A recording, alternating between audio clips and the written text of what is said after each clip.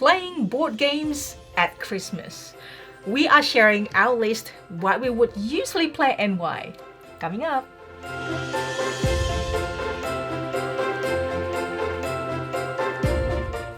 Hi, it's Tarrant. And Stella here from Meeple University. Hello everybody. We are here presenting something different. It's been a while since we do kind of like vlog style video. But this is almost Christmas, the holiday season. Tarrant pointing at his head. And we want to share something personal that we've actually been doing, which is the games that we are actually playing, we would play during Christmas with family. Yes. So by the way, let us know what games you are playing during Christmas. Maybe we'll get suggestions for our next year's video. And happy holidays and Merry Christmas for you who are celebrating. Yes.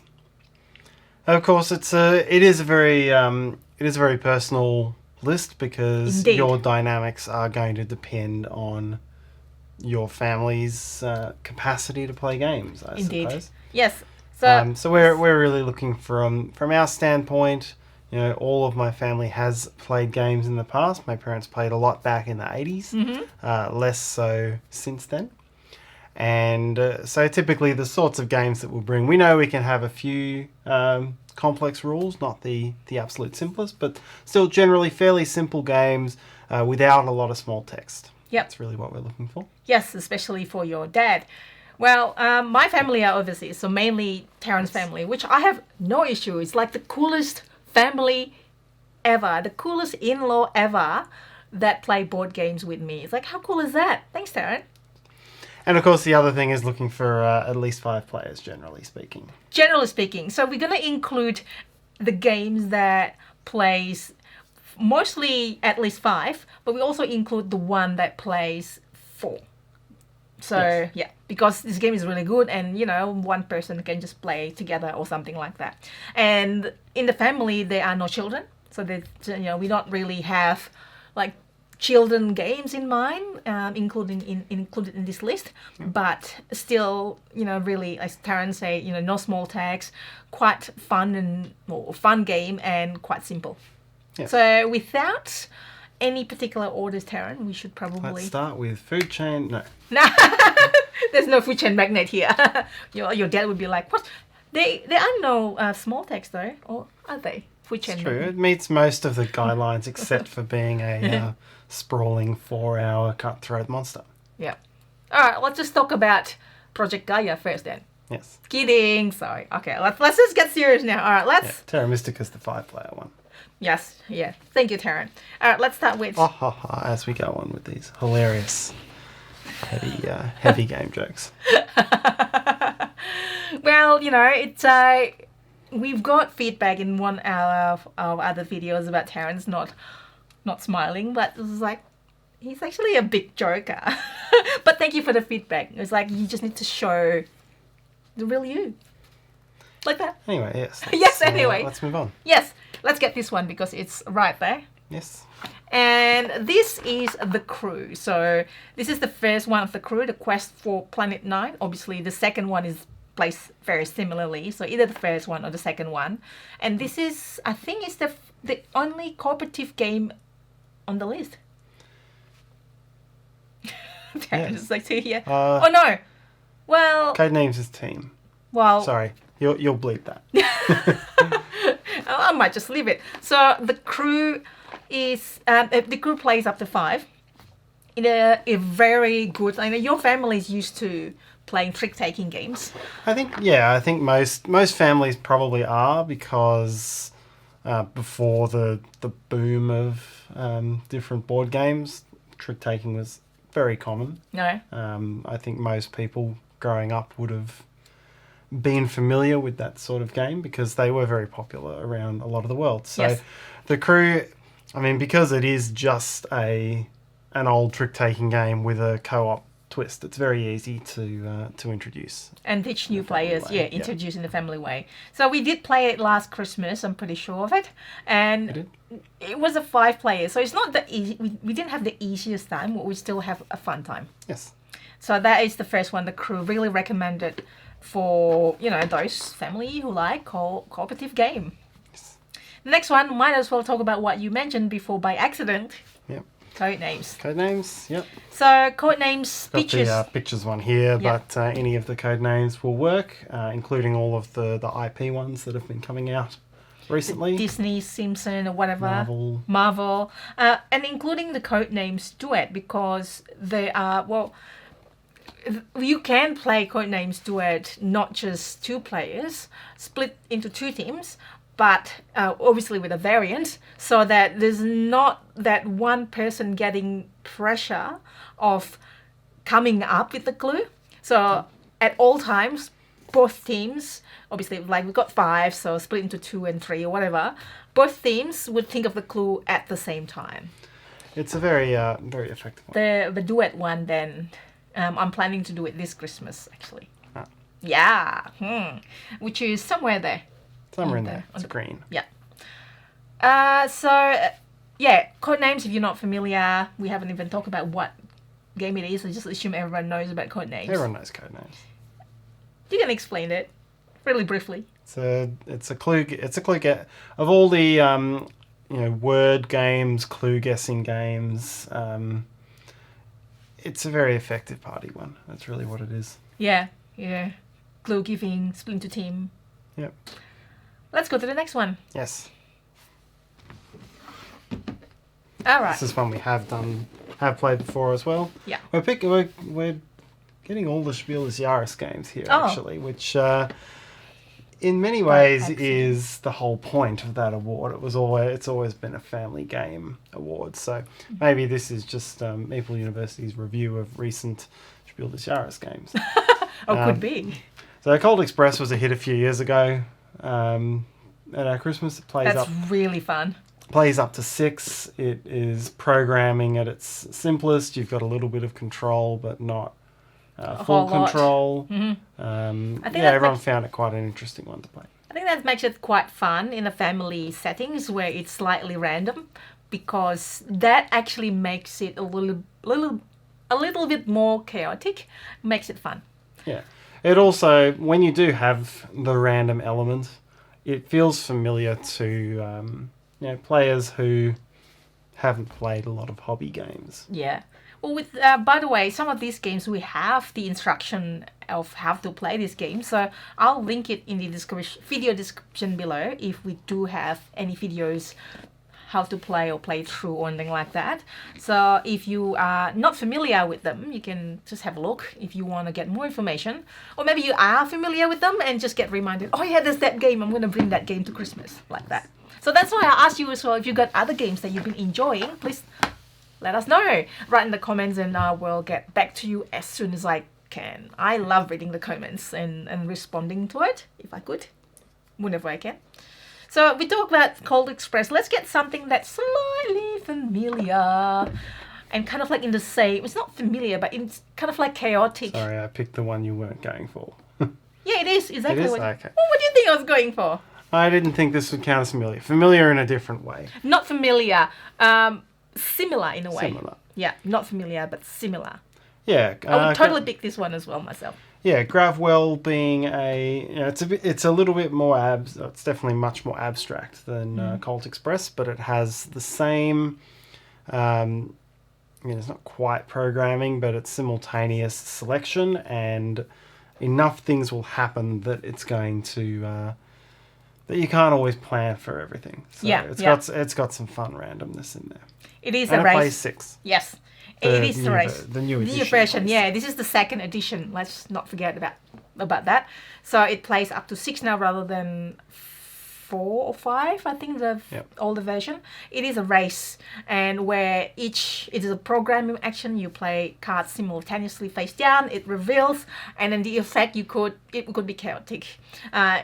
In a same feeling as Cold Express, but in a different way as Cold Express, where you can pull ahead, pull backwards by accident, and you can accidentally win, like I have been before. There was some skill in it. I think Probably not going to appeal to families that don't enjoy the physics of gravity. But other than that, I think so. This is like it's quite. Or at first you'd be like, hang on, this card will pull you to the closest object. This is where you come forward, you backward.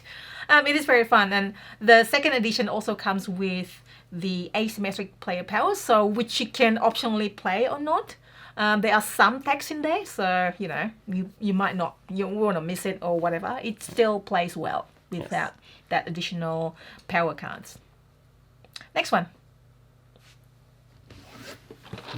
Century. We played this one as well. This one or the Spice Road.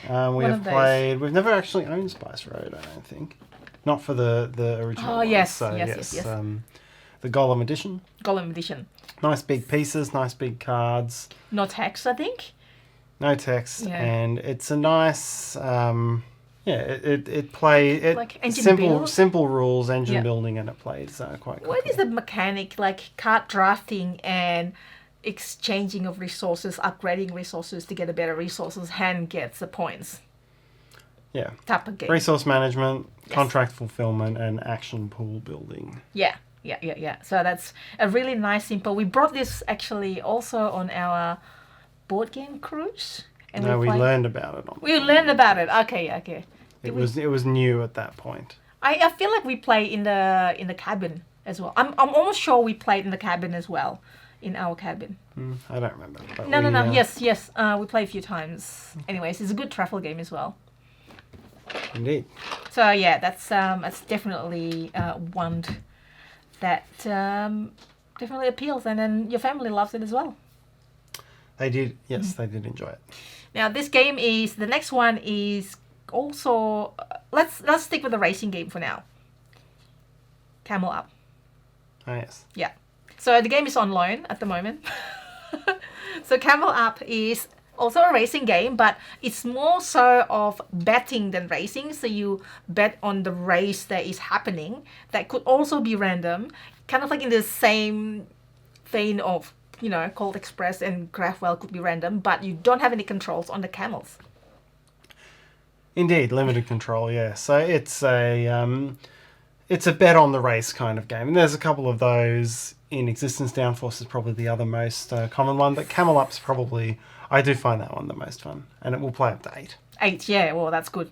That one up to 5, right? Century Golem. Golem plays up to 5. Yes. Yeah. So the Camel Up is up to 8. So it's really fun. Bigger family. Camel Up. You're betting on the race. We do have how to play video as well, so I'll link it up for you.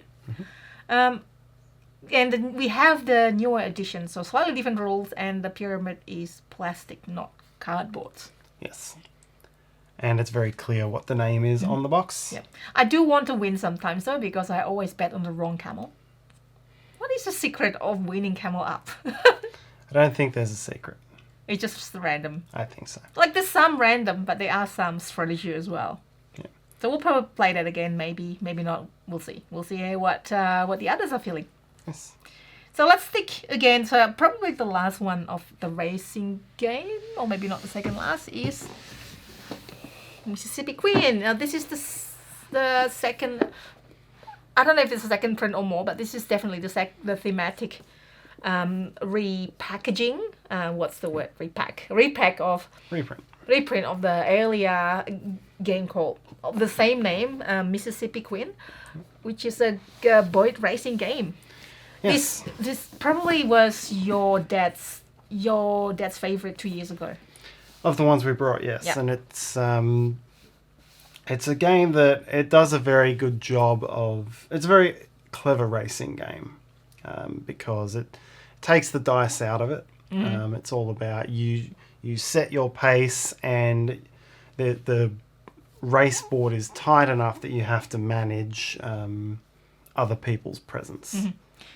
What is very interesting about it is, as Tarrant said, there's no dice, and if you are the one that's ahead, then you get disadvantage of revealing a new tile that you don't know of, and which might actually put you in more of a disadvantaged situation. So I guess it's kind of like a catch-up mechanic for the second player. So I guess in that game you want to be the second player, not the first one that reveals the next one and then just jump Yes. onto it straight away. Yes, certainly. Yes. That was how I lost. I ran ahead and found myself on the outer edge of the river, So going twice as far as actually, there's another car racing game that makes me remember with this plays 2 to 6 players, and there's another car racing game that is kind of like feels similar. Mm-hmm. You haven't played it? Okay, that was fun. No. Let's move on. No, I'll remember it after this when I edit this. It's not Formula D, isn't it? I have not played Formula D. That would probably be it, Formula D. The other racing car game that you play was the Downforce. I always get them. And Alan Bond Formula 1 from the no, not 80s. that one. No. Where you draw a card and you crash. Oh, it's not good. No. So I think it's Formula D where you actually set the dice. It's actually the Alan dice. Jones. Is it? I always get Bond and Jones confused. Which one was it? James Bond. It's either Bond. I always forget James which Bond. one was the Formula 1 world champion because Somebody name will remind you in the comments. Yeah. Please Cool. do, and then I'll tell Tarrant. So that's a racing game that you set the dice, and then you can't really go to, and then you can upgrade dice. And it's been so long since I played that, but I think you kind of like swap the dice to higher dice. You've got a dial. You've got a dial. It's a dial on your paddle steamer. So you do and not. you set the Yes. speed and the handling. I believe it is. Yeah. And this one is You the set dice. the speed, and you've got coal that you can set to. Yeah. Oh, just so clever, this one. And that Formula D one is the dice that you can use. You can upgrade to higher dice. I think you actually roll as well. Yeah, you roll and then more chance to go faster, but then at the corner you get to slow down. So it's kind of like similar-ish in a way. Okay. We're out of 5-player plus games. The rest of these go up to 4. Except this one. Except this one with an expansion, Yep. which we don't have. But Yeah. Quacks of... Quacks of Quedlinburg. I'm looking for it. I was like, I missed the expansion. So Quacks of Quedlinburg is actually 4 players, but with the Herb Witches and is it the Alchemist? Plays 5. So this is a push your luck game, and it's bag building. Bag building. Push your luck with good mechanics. It's just awesome. Push your luck with a very obvious catch up, and it's very well designed to be a family Christmas game or a family game in general. And also kind of Spiel des Jahres, Yes. 2018. Haha. Hence the earlier remark. Mississippi Queen as well, 97. I think it won the old prize. We didn't pick it by just looking at those, by the way. Just happened to be, right? Yep. Yeah. So there's no. So say they picked their prizes well, clearly. Oh yeah. And obviously there's no small text, and it's easy to play. You push your luck until you get the most points. You can bust, and it's just fun to see other people bust. Fun to see you bust. Yep. So Quacks of Quedlinburg. We do have to play through, I think. Now, this is a 4-player game, Dice Miner. This is quite a gem. Yep, new one from this year. Correct. I believe. And it is it's got a clever little setup where you build dice into a mountain, and then you draft those dice, and you're trying to make sets out of your dice. Essentially, there's gems, and whoever gets the most points out of that. There's like dragons that will make you lose points unless you have a sword that lets you, or a shield that lets you defend yourself. Which is also on a die face. And then there's just numbered dice that you're trying to make runs, 1, 2, 3, 4, 5, something like that. And where this becomes a light, fun sort of game is everyone drafts from 20 dice in the first round, and you make your sets, and then you just re-roll all your dice, and then you draft on top of that for the next one, and then you've got twice as many, so you can make way more sets. And that's where you need to be collecting. There are spell cards that will give you more re-rolls, but don't give you any points. Sorry, spell dice. And so how you build that up through the game will determine how many points you'll end up with at the end. It's a really fun game. It's really quick as well. Only 3 rounds and that's it. Yep. And the decisions aren't that difficult when you're picking out of the mountain. Yeah, that's true. Because it's only certain dice that you can get anyway. Indeed. Alright, this is also a 4-player game. And also a Spiel des Jahres winner. Oh, well. And the last one in our list, it's Azul. You could go with any of the Azuls. I like the classic. It's not in particular order, so all those games that we feature. Yeah. This one's more on the thinky side of things, of course. If Yep. you, it's one of the classic simple thinky games of our time, of the last few years, I think. There's no text. It's an abstract game. It's simple to teach. Yep. It's simple to learn. Just play it. And Very tactile. And yes, very tactile. Always fun. I think the tactile games go well in the family setting if you're bringing a game to people who haven't played it that often. I'm actually, I'm probably thinking of getting the Azul Summer Pavilion one instead because the penalty is not that punishing. While in the original Azul, when you end up with tiles, you can't put to form points on your tiles play board. You get penalized quite badly, but in Summer Pavilion you get a chance to put it for the next round. True. For the tiles. So either way, one of those will probably, I don't know, we'll see. And one person can just sit out. Doesn't matter. It's a really good game, so we should really play that. True. If you have four people in the family, then that would be fine. Indeed. Or just get one of the one of the other versions and have parallel games running. How is that going to work? Do you want to try that? It's just two groups playing games in different rooms. Or Very maybe you social. just have 2 copies of Azul and then play more than 4 players. Exactly.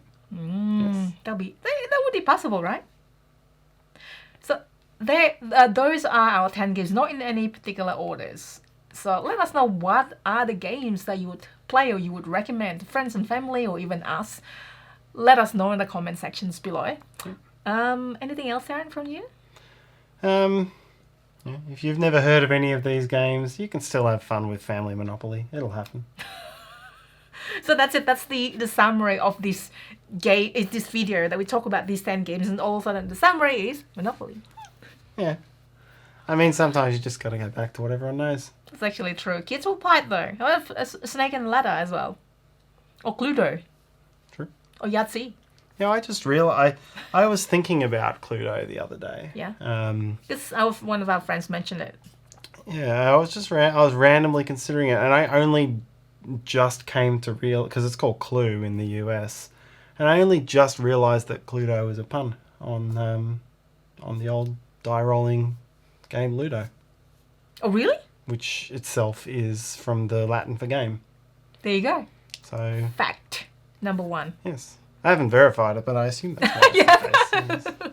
You haven't It just went verified a very, very long time for me without realizing that they it was a pun on Cluedo, on Ludo. There you go. It has not been verified, and yet you are sharing it on the internet. What's going on? Well, internet's always right, so assume that Exactly. that is correct then. Yep, I assume it's correct. Great. Makes sense. If not, how else did they come up with the name? I'm sure somebody will come up with a good explanation. Yep. Maybe, maybe not. Anyhow, Anyhow, on that digression. yes, those Is it for are us? the 10 games. Hopefully you find it useful, or again, it will refresh you of, oh yeah, you can play this game with the family. That's it from us. If you enjoyed this video, find it useful, please help us by hitting that like button. That will really help us. And subscribe if you haven't already done so, and hit the bell so you get notification for videos like this. We do this sort of video here and there. At Christmas we usually do this sort of things, more like vlog style, top 10 videos, and my singing and video with other people. What are you doing? And I'm also on Instagram, so hopefully we can find each other there. Terrence has got knock on head now. And hopefully you enjoy your holiday season wherever you are. If you're celebrating Christmas, then Merry Christmas to you and Happy New Year from us. Bye all. Bye.